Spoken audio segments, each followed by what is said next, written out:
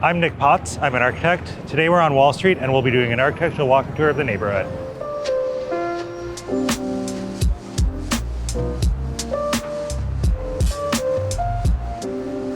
Wall Street has this reputation of being the financial capital of the country, but the reason it's called Wall Street is that we're at the edge of the settlement of New Amsterdam, where really the city stopped right where it is and there is a defensive wall. Other things that happen at the edge of any settlement is trade, and that's exactly what is happening here in the Wall Street areas.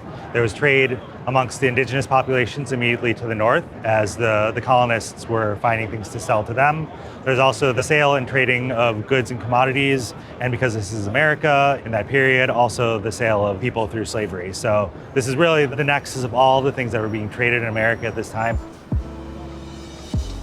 Right now we are on Wall Street at Broad Street, right outside of the New York Stock Exchange. Stock trading had existed on this site really as far back into the early 18th century. There was a series of outdoor auctions that actually took place here on Wall Street around 1793 that started to become formalized. So these outdoor markets, which originally took place under a tree, started taking place within coffee shops. And as technology developed and the whole business of trading commodities became more formalized, there's a need for space to do it. And as electricity, the telegraph made it possible for people in offices to communicate down through ticker tape to people on a floor, you started having a need for a trading floor. And so this building is really that sort of technology. What you have underneath this big neoclassical pediment is a giant floor where stock traders could mingle with one another. These giant windows are bathing light in this very deep, large space. The tall windows, height means light. And so what you have is a very high technology building hiding under the respectability of a Roman temple front. And you see the columns, these Corinthian columns, which are almost religious.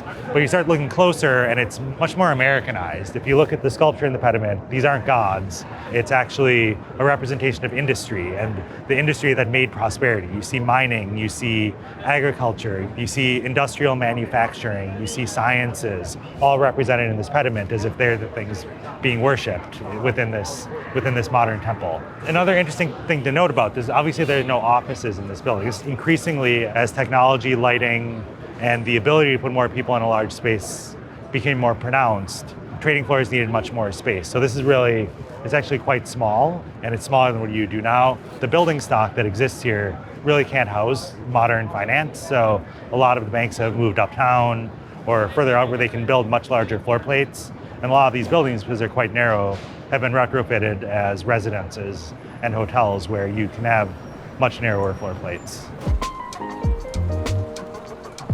We are on the corner of Liberty Street and Nassau Street, right in front of the Federal Reserve Bank of New York. When the Federal Reserve System was created, New York could not appear to be the only one, so there are branch or actually equal Federal Reserves scattered across the country. And this building, though it looks very ancient, it's appropriating Renaissance forms. It's actually quite new, obviously because the Federal Reserve System didn't exist before then.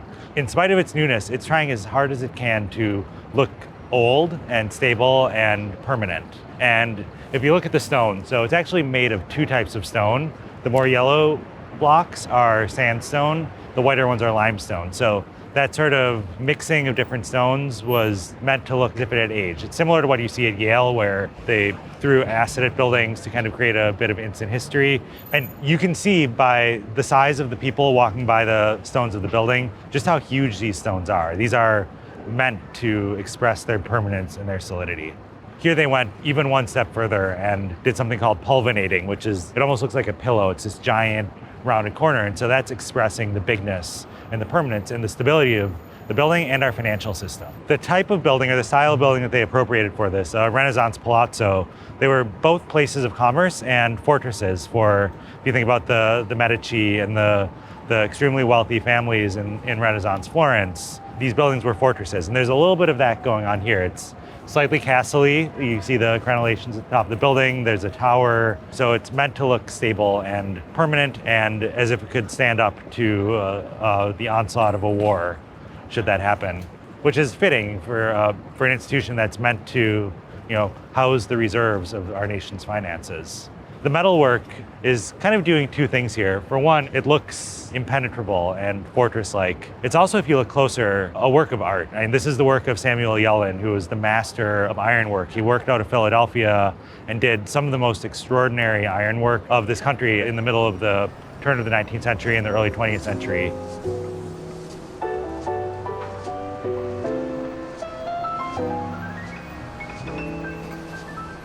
Now we are outside of 55 Wall Street. This is a building that's interesting in that it's changed over the course of its lifetime. It started in the 1840s as the Merchants Exchange. You can see on the bottom of the building, that was the original building. It was load-bearing masonry, a very simple Greek Revival sort of building, one row of Ionic columns. As the whole national financial market matured, that sort of exchange no longer needed a building like that. So they moved off, it became a customs house, and it became, in 1907, the headquarters for National City Bank. And so in order to make this their headquarters, taking over this more kind of publicly facing market building, they extended it vertically upwards in a steel building.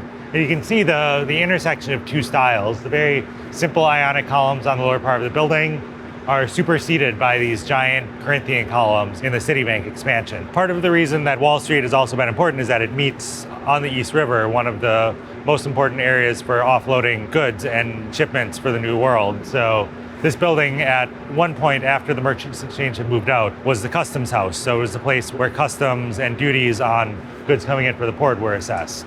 So the Merchants Exchange, when this was still the original tenant of the building, built something that looked like a temple, again, to show that it was viable and stable. And there's no better way to do that than to borrow from antiquity and classicism. So that's why the Ionic Order, it projects stability and permanence for a sort of institution, a trading floor that really didn't have a building type. And it wasn't something that people would say, oh, like this is what a stock exchange looks like. It didn't exist. So you borrow and you kind of appropriate from what people did know, which is, the past. The original Merchants Exchange was the 1840s. The addition was 1907. So the addition is actually right around the same time as the New York Stock Exchange. So it's kind of the second generation of buildings on this street and the second form. This is before skyscrapers, so the buildings are still somewhat low and more horizontal, but we're starting to edge up in the super capitalist era when buildings wanted to get much taller. And so you can see as these buildings became obsolete, they got taken over by new uses because the land is still valuable and turned into something new and different. So right now we are outside of 1 Wall Street on the corner of Wall Street and Broadway. This is obviously an Art Deco skyscraper. It follows the 1916 zoning resolution. So you notice as the building steps up, it gets smaller and smaller. This is partially to maintain light and air at the base of the building. And this is some of these competing interests that exist in downtown Manhattan, this need, because the real estate is so valuable, to essentially multiply the lot as many times as you can and charge as much rent, but then the competing public interest to preserve the public realm and make sure that we're not sacrificing the public realm for very tall buildings. And this is really one of the more perfect Art Deco skyscrapers that does this. The architect of this, Ralph Walker, really made his name doing AT&T buildings. And there's several in Tribeca, which were buildings that were all about technology and the optimism of the future.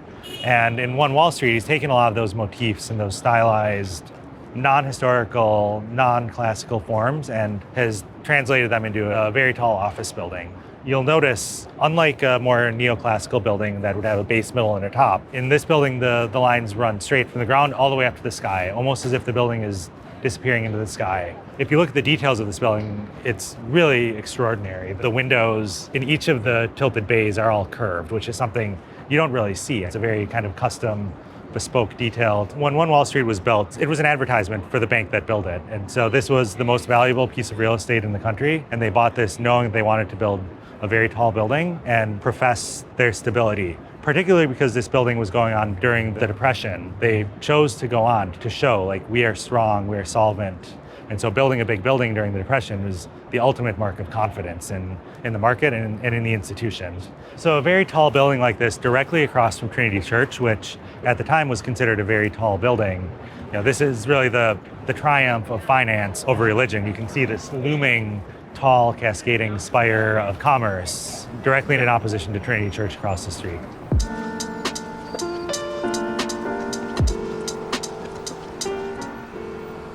Right now we're in front of Trinity Church at the head of Wall Street in the financial district. This is actually the third Trinity Church that's existed on this site. The first one dated all the way back to 1698. It's a Gothic revival building. Trinity Church has really had a history that's mirrored a lot of the accumulation of wealth in downtown Manhattan. And it's this interesting combination if you think about it's at the foot of our most famous financial center, Wall Street, but it's a church. And it's very American kind of merging of the sacred and the financial. And Trinity Church is really the perfect example of this. As the church got wealthier, it grew. It continues to be one of the most important landlords in Manhattan. They were granted about 200 acres by Queen Anne in 1705. They still control a lot of that. As Trinity Church goes, so does Wall Street. When this was built, this was the tallest building in the country for quite some time after it was built. So you think about tall buildings, skyscrapers, and tall churches. It's kind of, again, this overlap in this paradox of Wall Street. Another interesting thing about this site is you see the pyramid right there. That's actually Alexander Hamilton, really the father of our financial system, is actually buried here at the head of Wall Street. So it's just, kind of the perfect American finance story here at Trinity Church. So we are standing in front of the Equitable Building at 120 Broadway. This is really the tall building that caused the tall buildings that would follow. If you think about the forces of finance want you to multiply a floor as much as possible and get as much rent as you can. That's exactly what happened. The building is essentially a rectangle of the lot shot straight up. When this was built, people freaked out. It was so tall, so scary, that the direct resultant of this building was what's known as the 1916 zoning resolution. The setbacks that were proposed as part of the 1916 zoning resolution meant that the building needed to get smaller and smaller to make sure that enough light hits the streets, that people aren't stuck in these dark canyons, which is exactly what people felt when this was built. It's a fairly straightforward Beaux-Arts building, just kind of multiplied on top of itself forever. One of the interesting tidbits about this is that the 1916 zoning resolution created the New York Department of City Planning, who's actually currently in this building. So there's a little bit of full circleness going on here where they created the zoning resolution against the building, but then they occupy the building that their jobs created. The Beaux-Arts style is really about classism. And the architects who were working in that style were looking back towards Paris. They're looking back towards people like Vitruvius and Alberti and these books of order and classism. And you can almost see a column in the building. There's a very defined base, a shaft, and then a top and a cornice. So the building both contains elements of classical architecture and the classical orders of architecture, but the building itself is also a representation of that, which is, as tall buildings became a type, people were going back and forth whether to apply historic forms and apply historic rules for buildings to them or to invent something totally new. And so this is in the more kind of reactionary historicist model as opposed to kind of the more inventive forms that came out of this. So directly next door to the Equitable Building, which created the 1916 zoning resolution, we see a more modern interpretation of a later zoning code, the 1961 zoning resolution in 140 Broadway. And in that more updated zoning, new rules came into place. Rather than just tapering, it introduced bonusing for a plaza. So this introduced these buildings, rather than a building going to the lot line and tapering up, the 1961 zoning resolution let you build taller if you would give more of the space back to the public. And so you see these towers on big plazas largely as a game to play against zoning to get a little bit more extra height through bonusing, create a plaza. It's generally a privately owned public plaza, so there are rules. It's not really a public space. But regardless, that still allowed the developer to build taller than they ordinarily would have been able to do.